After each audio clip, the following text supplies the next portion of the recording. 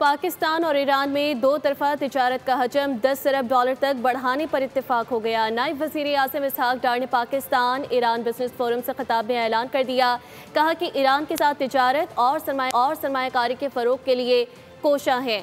Iran और Pakistan SCO और ECO forum पर यकसा मौक़िफ़ रखते हैं। पाकिस्तान के तमाम मुआशी अशारिये दुरुस्त सिमत में गामज़न हैं।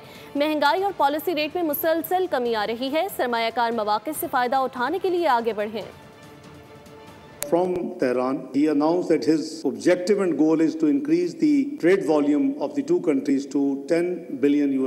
We are committed to enhancing our trade relationship and partnership by promoting new avenues of collaboration. Iran and Pakistan are working together in ECO and SCO for economic cooperation. Pakistan economy has demonstrated continued improvement in fiscal year 2025.